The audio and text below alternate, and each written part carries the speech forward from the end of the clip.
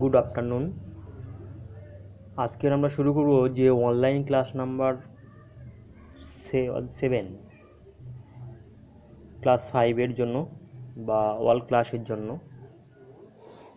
আমাদের এই বদমাস রুলটা অবশ্যই জানা দরকার। যে বদমাসকে আমরা এইভাবে লিখবো, দেখো VBODMAS, বদমাস রুল। যাকে ভিকে কি বলবো আমরা?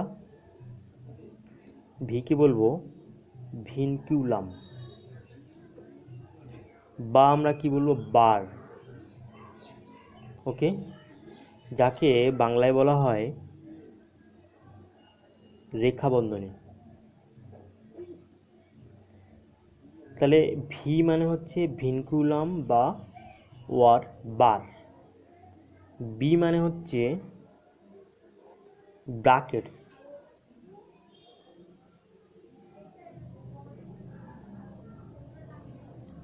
বি মানে হচ্ছে ব্রাকেটস। ওকে, তাহলে ব্রাকেটস 3 ধরনের হয়, সেটা সম্বন্ধে আমরা পরে আবার।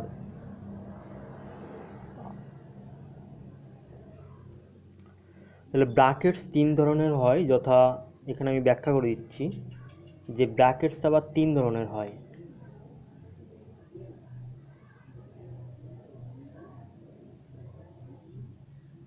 যথা 1 নম্বর হচ্ছে ফার্স্ট ব্র্যাকেট,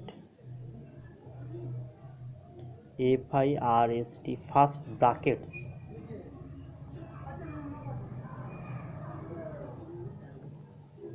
একে আবার যে ফার্স্ট ব্র্যাকেটসকে আবার অন্য ভাষায় কি বলা হয়? Small brackets. Small brackets. আবার অন্য একটা নামে ডাকা হয়, যাকে বলা হয় সার্কুলার, সার্কুলার ব্র্যাকেটস। ঠিক আছে, তাহলে ফার্স্ট ব্র্যাকেটের চিহ্ন হচ্ছে এরকম। 2 নম্বর হচ্ছে সেকেন্ড ব্র্যাকেটস। একে আবার অন্য নামে ডাকা হয় মিডল, মিডল ব্র্যাকেটস, বা CURLY, কার্লি ব্র্যাকেটস। তাহলে এর চিহ্ন হচ্ছে এইরকম। ওকে, আর 3 নম্বর যেটা হচ্ছে থার্ড ব্র্যাকেট, থার্ড ব্র্যাকেটস।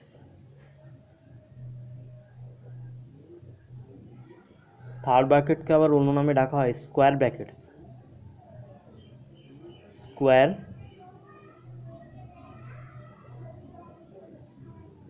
বা আবার অন্য নামে ডাকা হয় যে বিগ ব্র্যাকেটস। তাহলে এর চিহ্ন হচ্ছে এরকম। ওকে, তাহলে ব্র্যাকেট সম্বন্ধে আমরা জানতে পারলাম যে 3 ধরনের ব্র্যাকেট আছে, ফার্স্ট ব্র্যাকেট যে ব্র্যাকেটস, এবং সেকেন্ড ব্র্যাকেটস, এবং থার্ড ব্র্যাকেটস।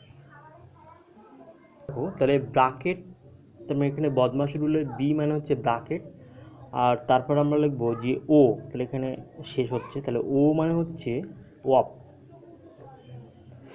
তাহলে ওয়াপকে আমরা বাংলায় কি বলছি? এর। তারপর হচ্ছে ডি, ডি ফর হচ্ছে ডিভিশন। ডিভিশন মানে হচ্ছে ভাগ। তারপর হচ্ছে এম, এম মানে হচ্ছে মাল্টিপ্লিকেশন।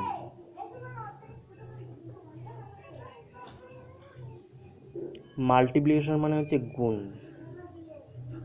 তারপরে এ মানে হচ্ছে অ্যাডিশন, অ্যাডিশন মানে হচ্ছে যোগ।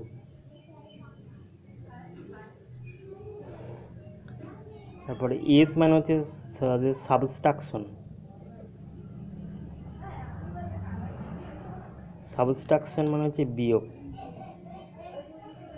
ওকে, তাহলে বদমাশ রুলের প্রথমে হচ্ছে আমরা ভি হচ্ছে ভিনকুলাম, অর্থাৎ বার, একে বার বলা হয়, অর্থাৎ রেখা বন্ধনীর কাজ করব।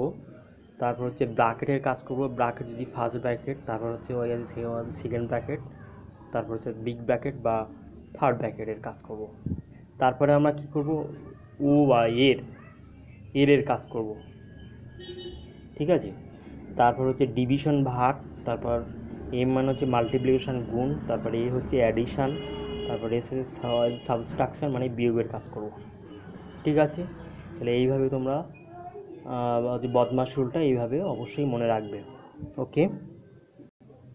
দেখো বদমাশ রুলকে এইভাবে মনে রাখতে গেলে আবার এখানে একটা কথা জেনে রাখতে হবে যে লেফট টু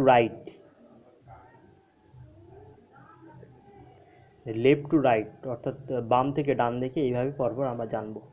প্রথমে ভি এর কাজ, তারপর বি, তারপর ও, তারপর ডি, তারপর এম, তারপর এ, তারপর এস, ওকে। এবার দেখো ক্লাস 5-এর ছাত্রছাত্রীরা যে একটা সরল, দেখো যে সরল করো, এক্সাম্পল দিচ্ছি দেখো। তাহলে দেখো সরলটা এরকম আছে, ধরুন 7 মাইনাস 2 মাইনাস 3 প্লাস এরকম আছে 1 বিয়োগ 2 ব্র্যাকেট ক্লোজ, এই টাইপের একটা সরল আছে। তাহলে কি করবে, তাহলে এইভাবে করে 7 মাইনাস, তাহলে এখানে হচ্ছে বড় সংখ্যা থেকে এই সংখ্যা বিয়োগ করলে হচ্ছে 2 বিয়োগ করলে, তাহলে কী হবে, মাইনাস 1 হবে, ঠিক আছে। আর এখানে কী হবে, প্লাস, তাহলে 1 থেকে মাইনাস 2, তাহলে বিয়োগ করলে কী হবে, ব্র্যাকেটের মধ্যে কী হবে, মাইনাস 1 ব্র্যাকেট ক্লোজ। দেখো 7 মাইনাস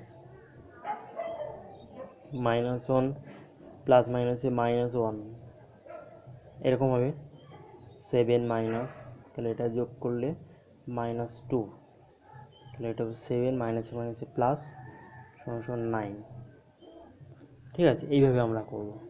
তাহলে দেখো অঙ্কটা কীভাবে হলো, যে 7, তাহলে এখানে 7 2 - 3 হচ্ছে -1, এটা তোমরা ব্র্যাকেটে দিতেও পারো আবার না দিতেও পারো। আবার দেখো এখানে আছে যে 2 থেকে 1 বিয়োগ করলে তাহলে -1, তাহলে -1, তাহলে এই মাইনাস আর এই প্লাস, প্লাস মাইনাসে মাইনাস, এখানে গুণ হয়ে যাচ্ছে। আর তাহলে এই মাইনাস আর মাইনাস যোগ করলে হচ্ছে -2 হবে, আবার এই মাইনাস যোগ করলে এখানে হচ্ছে গুণ করলে তাহলে হচ্ছে মাইনাসে প্লাস হয়ে যাচ্ছে, তাহলে 7 আর 2 9 হয়ে যাচ্ছে, ওকে। তাহলে এক্ষেত্রে একটা কথা মনে রাখা দরকার যে গুণের ক্ষেত্রে কী হবে,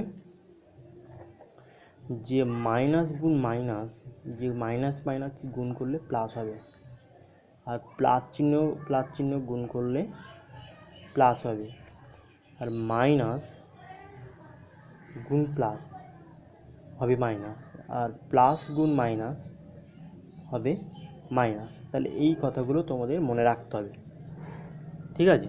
তাহলে এই টাইপের সরলের ক্ষেত্রে যেহেতু এখানে গুণের একটা ব্যাপার আছে, তাহলে দেখো আর সবসময়ের জন্য একটা কথা মনে রাখবে যে বড় সংখ্যা থেকে, এখানে বড় সংখ্যা থেকে ছোট সংখ্যা বিয়োগ হবে এবং বড় সংখ্যার চিহ্ন বসবে, তাহলে এই কথাগুলো মনে রাখবে। এক্সাম্পল নাম্বার 2, দেখো এই টাইপের একটা সরল যদি থাকে, ধরো 1 বিয়োগ 5 - 3 যোগ 2, তারপরে হচ্ছে ব্র্যাকেট ক্লোজ হয়ে গেল, তারপর হচ্ছে এখানে ধরো রেখা বন্ধনী দেওয়া আছে, ঠিক আছে। তাহলে এই টাইপের সরলের ক্ষেত্রে কী করবে, তারপরে 1 মাইনাস এরকম করবে 5 মাইনাস, তাহলে 5 মাইনাস, তাহলে এখানে দেখো 3 আর 2 5, তাহলে 5ই হয়।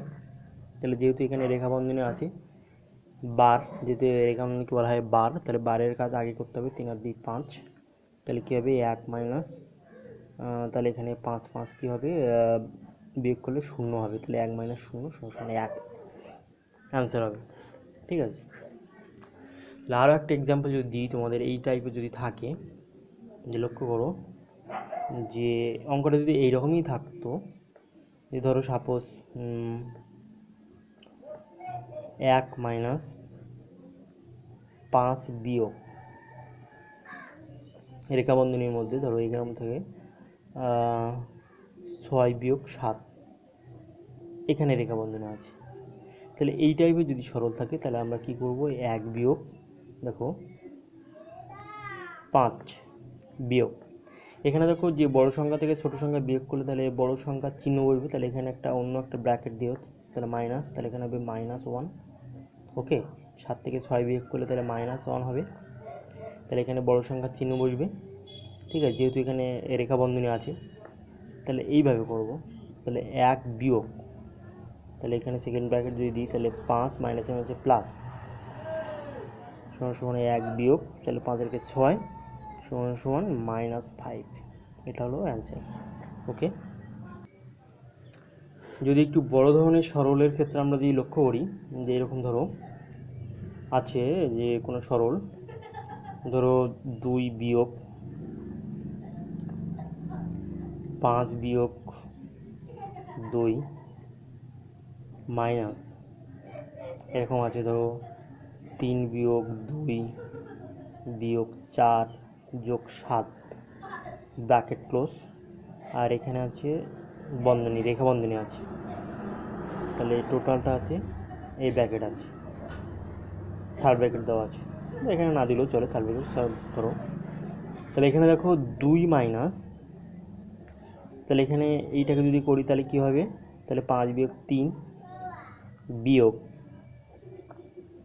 3 বিয়োগ 2 মাইনাস এখানে দেখো 7 আর 4 11, মানে 11 হবে, ব্র্যাকেট ক্লোজ, ইকুয়াল টু 2 বিয়োগ 3।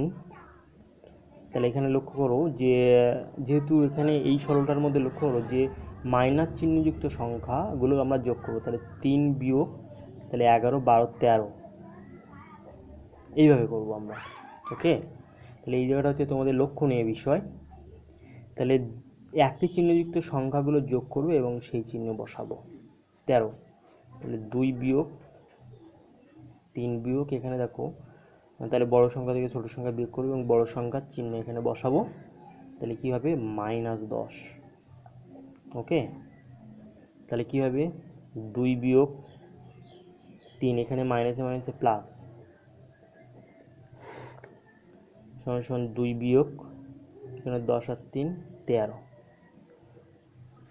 তাহলে 13, তাহলে এখানে হবে তাহলে -11। সবসময় জন্য লক্ষ্য রাখবে যে বড় সংখ্যা থেকে ছোট সংখ্যা দুটো বিপরীত চিহ্নযুক্ত সংখ্যা থাকলে বড় সংখ্যা থেকে ছোট সংখ্যা বিয়োগ হবে এবং বড় সংখ্যার চিহ্ন বসবে। ঠিক আছে, তাহলে এইভাবে আমরা অঙ্কটা করব। তাহলে একটা জিনিস লক্ষণীয় বিষয় যে এখানে নোট বলে লেখা যে দুটি বিপরীত চিহ্নযুক্ত সংখ্যা থাকলে সরলের ক্ষেত্রে যে দুটি বিপরীতযুক্ত চিহ্ন মানে চিহ্নযুক্ত দুটি বিপরীত চিহ্নযুক্ত সংখ্যা থাকলে ওদের সরলের ক্ষেত্রে তাহলে বড় সংখ্যা থেকে